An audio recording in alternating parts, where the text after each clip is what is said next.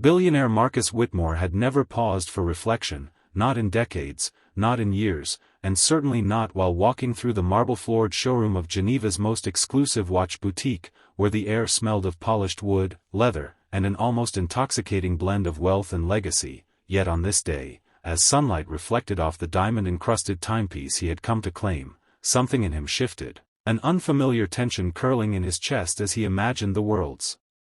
most expensive watch, a watch crafted from rare metals mined in secret corners of the globe, encased in flawless diamonds that refracted light like miniature suns, ticking with a precision only centuries of human skill could produce, sitting snugly on his wrist as though it were an extension of his own power, yet whispering a quiet, unsettling question: did this make him any more complete, any more human, any more fulfilled?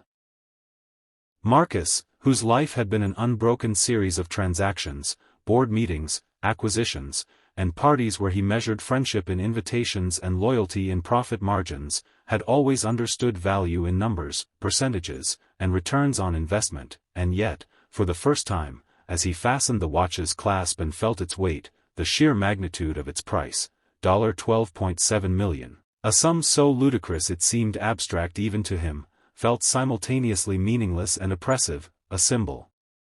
of everything he had accomplished yet nothing of what truly mattered.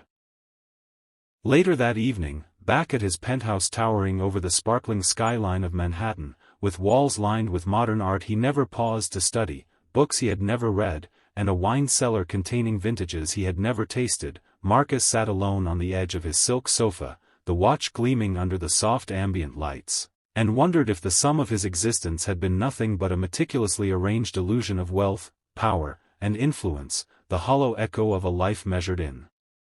dollars instead of moments, when through the silence came the familiar, understated sound of Leroy, the janitor, polishing the floors with the precision and pride of a craftsman whose work often went unnoticed, a man whose skin bore the gentle markings of decades of labor, hands that could have built empires in their own right but instead chose to maintain the structures built by others, and who moved with a calm dignity that seemed almost unassailable, his presence quietly commanding without demanding, teaching without preaching, reminding Marcus, though the billionaire did not yet realize it, of a truth that could not be bought, sold, or worn on the wrist, that the value of life lay not in material objects but in purpose, integrity, and connection.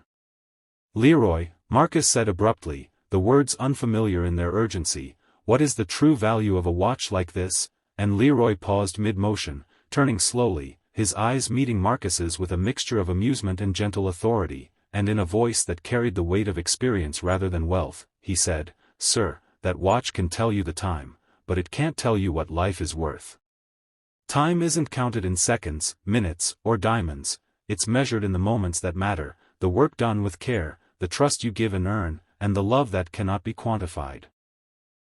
Marcus laughed awkwardly, thinking this was a philosophical platitude, yet something in the cadence of Leroy's voice, in the steadiness of his gaze, struck a chord he did not know existed, and for the first time, he felt the hollow core of his own accomplishments echo back at him. He watched as Leroy continued polishing the floors, each movement deliberate and exact, the sheen of the marble rising under his careful hands like a reflection of the world that Marcus had always ignored, and suddenly, the billionaire understood that wealth alone, the glittering trophies of society, the power and influence he had spent his life accumulating, could never produce this kind of satisfaction, this sense of purpose that Leroy carried quietly, humbly, without announcement or recognition. In the following days, Marcus found himself changing, small at first. He lingered in the penthouse lobby longer, observing Leroy's interactions with staff, seeing the respect and care he commanded effortlessly, asking questions about the neighborhoods he had grown up in, the struggles he had faced, and the wisdom he had gathered from decades of observing life closely, and each answer made Marcus feel simultaneously ashamed and enlightened, as though the walls he had built around himself to protect against humility, failure, and intimacy were slowly crumbling under the weight of an understanding he had never known.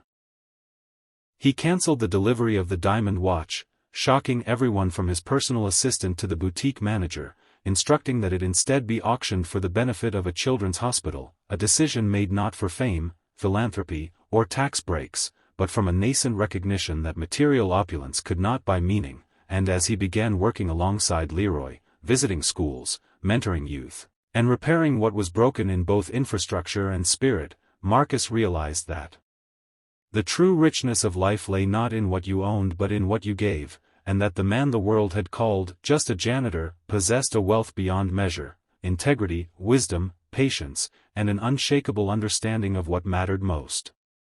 Over months, the billionaire's perspective transformed.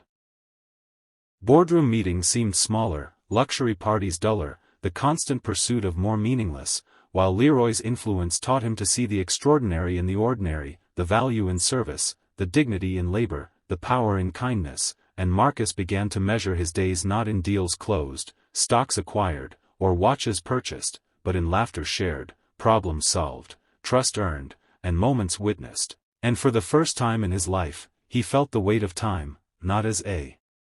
commodity to be hoarded, but as a gift to be spent wisely, intentionally, and with those who truly mattered. By the end of the year, Marcus Whitmore had become a man few recognized, not because he had lost wealth, or status, or influence, but because he had gained something far more precious. Perspective, humility, and the knowledge that a life well lived is measured not by the brilliance of the diamonds on your wrist, but by the quiet brilliance of the lives you touch, the integrity you uphold, and the wisdom you gain from those the world overlooks. And as he watched Leroy polish the penthouse floors one evening, he finally understood. The janitor had taught him the true value of life, and Marcus's heart, once numbed by the cold weight of wealth, was now alight with a richness no money could ever buy.